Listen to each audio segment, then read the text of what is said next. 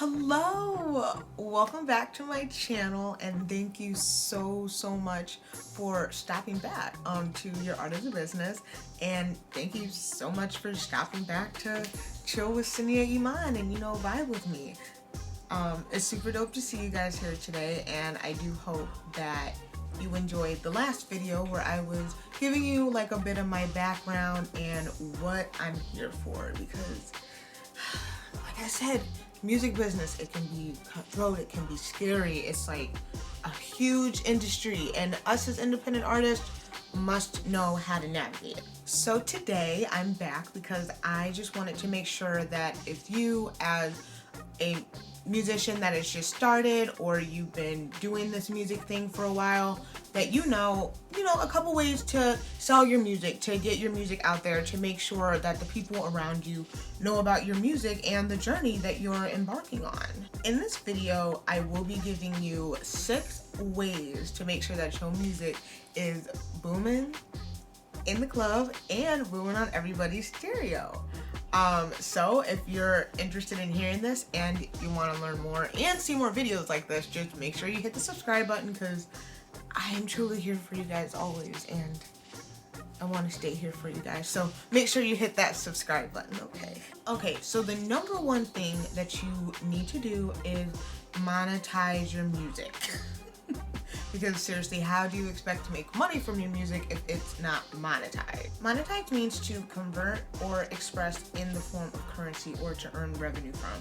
So that means that once your music is monetized, you'll be able to earn money from it, because people may be using it in ads, or they may be listening to it on Spotify or Apple Music, or they may be using it in a movie, but your music has to be monetizable. Now, you can go and perform, and you can definitely get your money from like performing your own original music through BMI or ASCAP, but that's not going to necessarily continue to work out in the long run if you want to stay in this for the long term. So having your music monetized, it's key. It's key, especially if you want to be making money from your music, earning revenue from your music.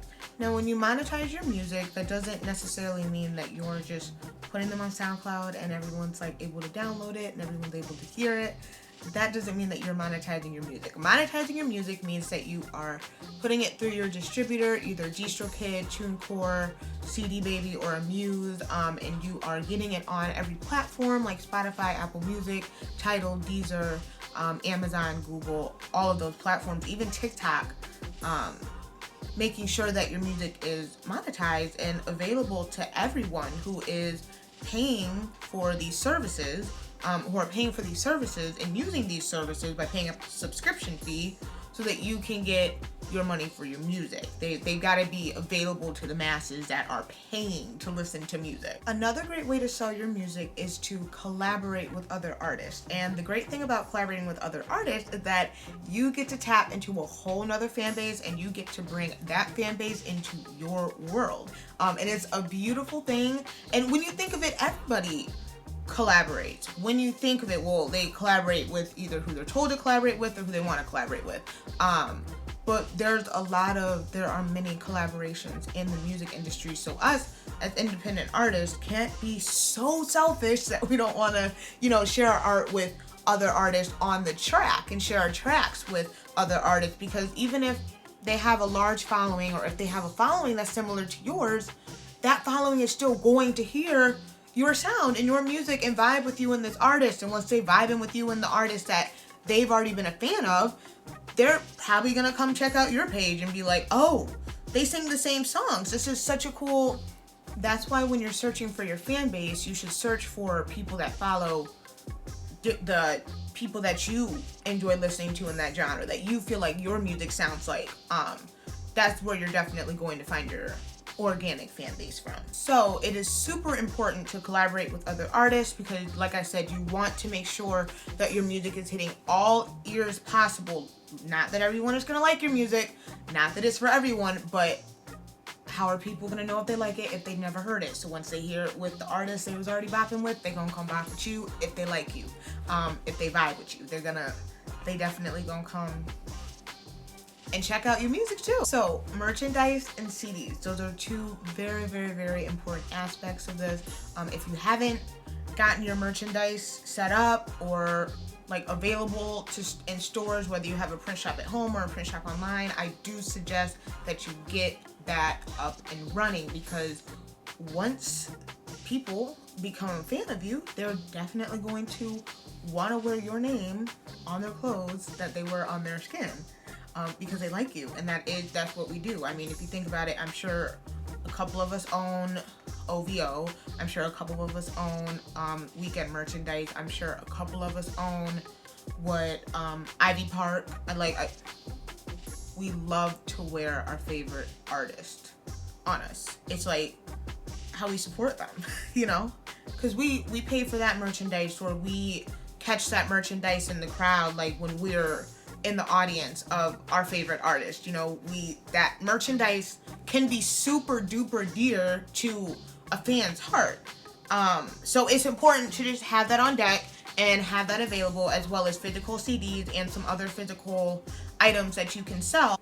If anybody is interested about merchandise, like I said, still super new to YouTube, even though I had a YouTube way back in the day, like 8 years ago, and I was just singing. I would love to make a merchandise video where I could just like show you guys how to create merchandise, or you know, where to find how to like make a clothing line for yourself or something like that. I would love to help you all with that. If you're like, oh, merchandise that does, I'm ready for that, like I'm ready to get that. Or if you want to like learn like super one-on-one how to really get that merchandise made, make dope merchandise that like your fans are going to want to buy, and get it into the hands of your fans, and we can definitely work one-on-one. We can definitely talk, and I'm definitely here for you. Now, I know I just mentioned that performing is not the like long-term musical route. Like we can't just always perform and never have our music like found in any type of digital store or any record store or anything. Like we're only performing and getting paid to perform. That's just not totally gonna work out in the long run. Now flip-flopped it could. Now you could definitely have like a digital product and never perform. Like I've seen that, I've witnessed that, and that can work. If you don't want to tour, you don't have to tour. But if you are an artist that wants to be seen, that wants to be in that spotlight, then starting out, you do have to perform. People need to be able to see you. They need to be able to interact with you. They need to be able to like be in your presence and feel what your music can do to them while they're the audience of your stage. Like the humans, they need to be able to do that. They need to be able to physically see you in the flesh. Now, I know with all of the social distancing going on, we might have to start performing live, and that's totally fine. A lot of artists have already done that. Big celebs have already done that. Everyone is performing live now, especially with this digital age. It's such a blessing that we even have the technology to be able to go live and still run our business. We're still able to connect with other humans and other people and bring them into our world. It just has to be through a screen, and that's totally fine. That's just how the world has evolved, and that's okay. So it's just amazing that we're able to do that. So if you have to start going live, then go live, and that'll definitely get you to experience how it is to be on stage or have a crowd looking at you. And I know that you can't see them, you can't see their reaction, but you also have the opportunity to bring fans on live with you. You have the opportunity to see their reaction through text. It can still be the same as performing live in front of an audience. Now, I know you can't get that physical experience, but that's just what we have to go through right now, and I'm super hopeful that the concerts will be back soon so that you can experience actually being live on a stage on like Rolling Loud or Coachella or Pitchfork or Lollapalooza, any of those music festivals. I do want you to be able to actually experience that. Because as a performing artist myself, which not at the moment, I've tapped way deep into the recording artist industry. I started out as a performing artist, and yeah, I was performing everywhere. Like I was performing like almost everywhere in my hometown. Like I said, my mom was always like booking my gigs for me, and just everyone was always that was managing me was making sure I had an audience and making sure that, people knew Sania Iman and her voice existed, which was super dope. So if you do want to start performing when the social distancing is over, or if you're somewhere that isn't, then you can definitely consider open mics, you can definitely consider music festivals, and you can definitely like just go on live. Like I said, be digital anyway. Alright, so the last way to sell your music is to tell everybody. Tell everybody. Tell your friends, tell your family, shout it from the rooftops, tell your social networks, tell your coworkers, tell your grandma, tell everybody. Let everybody know that you are embarking on this music journey, and invite them on this music journey with you. I mean, how many of you want to be close to, oh, I don't know. I honestly don't know. I can't think right now because, like, I don't know if I want to be close to any celebrity, but think of just if you want to be close to, like, the bigger people that your eyes would light up if they liked any comment that you sent them on their Instagram they never respond to. Think of that artist. If you want to invite your fans to look at you as that artist that will respond, and when they comment because they were like first there for you and they like were here to watch you evolve and help you grow. I understand when it's like so many of us it does get out of hand, but when it's like the first 10, 50, 100, 1,000, 2,000, 5,000, 10,000 fans, you can say hi. You can let them know, hey, I'm doing this. You can like invite them in your process to grow. And I'm telling you, if they don't want to help you grow, if they don't believe in anything you're doing, if they're just like trying to be an artist, get them out, because that's not healthy. That's not the type of energy that you want to be around you.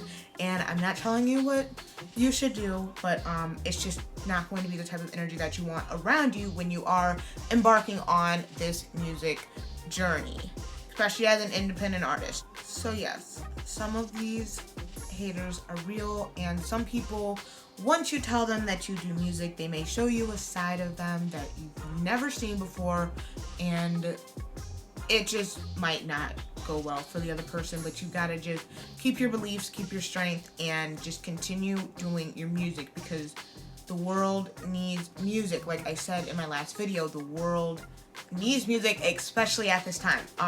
So it is your choice whether you want to deal or not deal with the haterade, but I suggest not having that energy around you.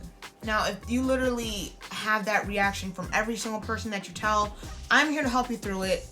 I'm here to make sure that you know that it's okay, and there's going to be plenty of other people that don't treat you like that. There's going to be plenty of ears and fans that do not treat you like that and that support you and believe in you. I am here to show you. But for those that do have, people that will share their art, that will, be on their team and, help with their merchandise sales, or help with like making sure that their distribution is all good to go, then let everybody know. Tell everybody. Let them know what you're doing. They may invest in you. Actually, they will invest in you, especially if they support you. They want to invest. Trust me. All right, so those were free ways on how to sell your music. As in, like, those were ways to sell your music for free. I know you do have to pay for a distributor, but Amuse is actually a free distributor. So in case any of you didn't know, or you're maybe like, I don't have this amount of money to spend on that, then Amuse is definitely a good place to start if you're like itching to get your single out and release it today. You can definitely start with Amuse. I just had one last tip that I wanted to give. You will have to invest a little, and this did just come to my mind because I'm like, oh yes, if you let somebody know you're doing music, they will invest in you. They'll definitely invest in you. And one thing that you may have to do is invest in yourself, because actually, not that you may have to do it, you will have to do it. You will have to invest in yourself. I've invested in myself plenty of times, and that is one of the greatest feelings, when you can just put something into yourself or into your work and just keep, it's like a back and forth, and it's an amazing feeling. So you will have to invest in music opportunities, whether that is making sure that you can get licensing briefs every month, or making sure that you can get on certain playlists, or making sure that you can pay for ads. Like there's a lot of ways where you will have a lot of different ways that you have to invest in yourself, and a lot of ways that you can invest in yourself. So if you want to know, I can give you the whole rundown on how to invest in the right music opportunity for your art, because you can't just go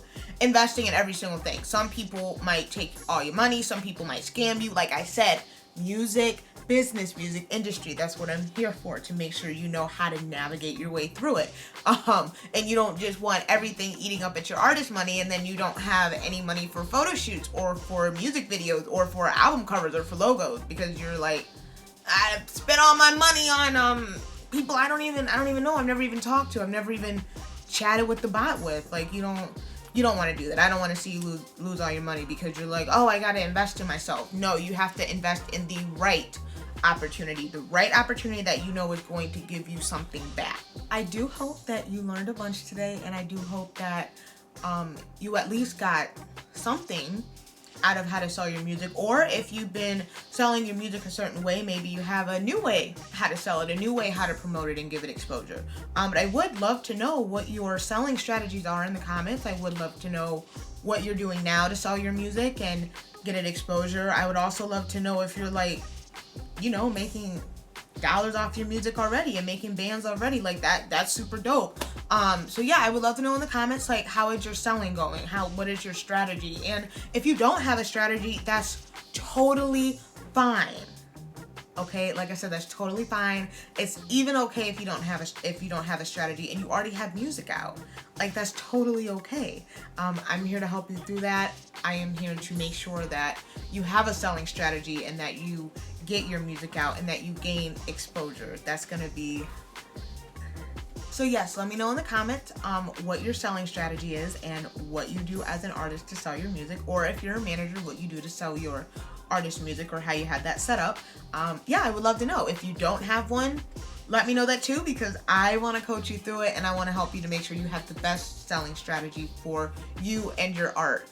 So again, if you enjoyed this video, please hit that subscribe button. Please click that little bell to be notified when my videos post. I'm actually thinking of doing Monday and Friday at like 10 or 11 in the morning Central Time. I haven't really decided yet. I'm still like, oh, how do I make this consistent? How do I make sure I'm not, you know, running rampant trying to do this YouTube thing? But yeah, I'm hoping that I can do this at least twice a week for you guys. If I have to, once a week, and if the demand starts popping up twice a week, you got it, you got me. But yes, I would love to talk to you all further again about your selling strategy, and thank you so much for coming. Thank you so much for taking the time to listen to me and sit with me and listen to how to sell your music, and I will see you all in the next video. Okay, so I don't know how long I've been talking, but I literally forgot to mention that in the description I'm going to give you these tips and just like a little more about them so that you can have them, like if you like to look at PDFs or if you like to look at worksheets. I know most people have different learning senses. So whatever you like, I am going to leave that below for you so that you can check that out.